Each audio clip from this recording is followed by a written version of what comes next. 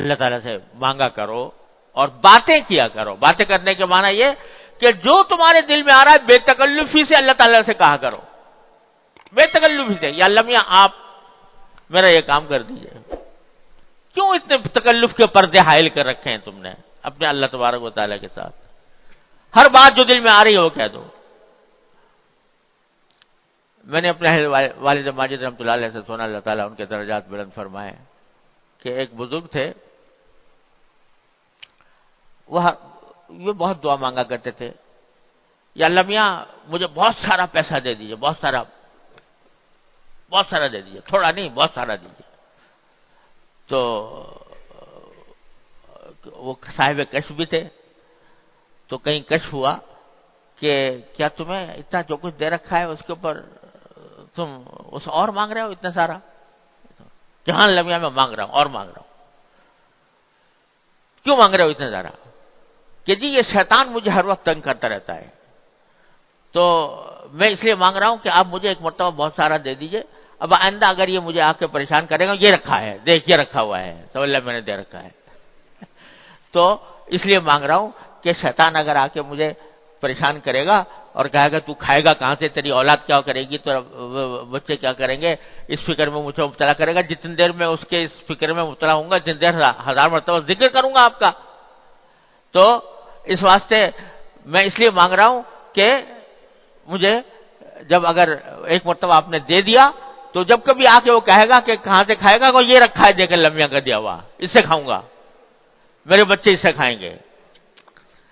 تو فرمایا کہ اس طرح اللہ تبارک و تعالی سے بے تکلفی سے مانگا کرو, اور جتنا بے تکلفی سے مانگو گے, بدتمیزی سے نہیں بھائی, ہاں بدتمیزی سے نہیں, بے تکلفی سے, کہ اللہ تبارک و تعالیٰ میرے خالق ہیں, میرے مالک ہیں, میرے رازق ہیں, میرے مولا ہیں, میرے سب کچھ ہیں, کیوں نہ مانگوں ان سے؟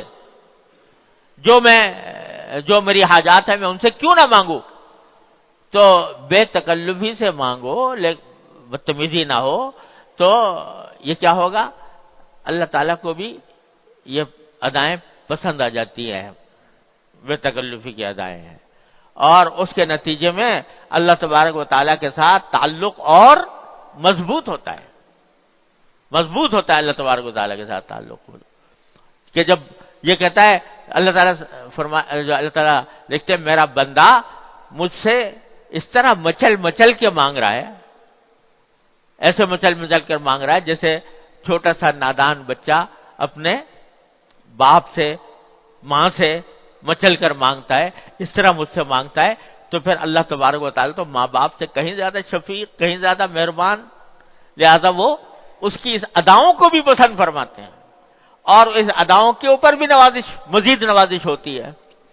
لہذا اللہ تبارک و تعالیٰ سے رابطہ اصل چیز یہ ہے, اللہ تبارک و تعالیٰ اپنے فضل و کرم سے یہ عطا فرما دے کہ اللہ تعالیٰ سے مانگو اور بے تکلفی سے مانگو, مچل مچل کر مانگو, اور اللہ تعالیٰ سے اس کے ذریعے اپنی جو تعلق ہے اس تعلق کو مضبوط کرو.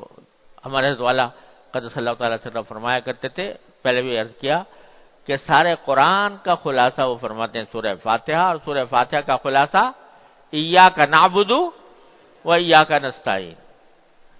اے اللہ ہم آپ ہی کی عبادت کرتے ہیں, آپ ہی سے مانگتے ہیں.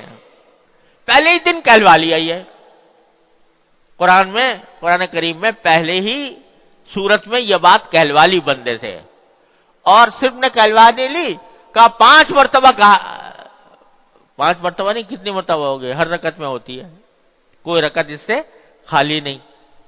تو کتنی رکعتیں روزانہ ہوتی ہیں, اتنی مرتبہ کہلوا رہے ہیں اللہ میاں. کیوں کہلوا رہے ہیں, کیوں کہلوا رہے ہیں یہ ایاک نعبد و ایاک نستعین؟ ارے اس لیے کہلوا رہے ہیں تاکہ اس پر عمل کرو, مانگو اس سے, ہر چیز مانگو اللہ تبارک و تعالیٰ سے. ہمارے حضرت والا اللہ تعالیٰ کے درجات میں فرمایا کرتے تھے کہ دیکھو سارا قرآن بھرا ہوا ان اللہ علی کل شیء قدیر, ان اللہ علی کل شیء قدیر, ان اللہ علی کل شیء قدیر. اللہ تعالیٰ ہر چیز پر قادر ہے. یہ جملہ بار بار دہرایا گیا ہے قرآن کریم میں. کیوں؟ محض اللہ تعالیٰ اپنی تعریف بیان کرنے کے لیے، اللہ تعالیٰ کو کسی کی تعریف کی حاجت نہیں. یہ اسے بیان کیا گیا ہے تاکہ تم اس کی قدرت کا واسطہ دے کر مانگو اس سے.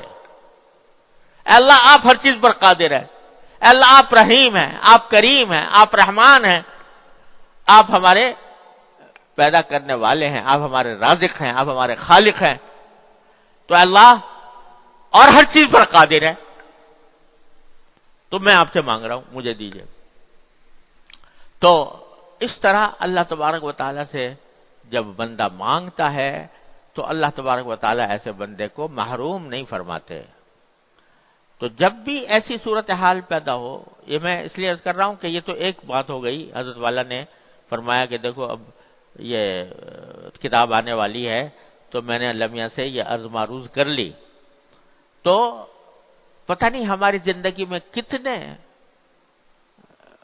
واقعات ایسے پیش آ رہے ہوتے ہیں کہ اس میں ہر لمحے پر اللہ تعالیٰ کی توفیق کی ضرورت ہوتی ہے، اس کی پناہ کی ضرورت ہوتی ہے. تو ایسے موقع پر اپنا رخ اللہ تعالیٰ کی طرف کر کے اس سے مانگنے کی عادت ڈالو.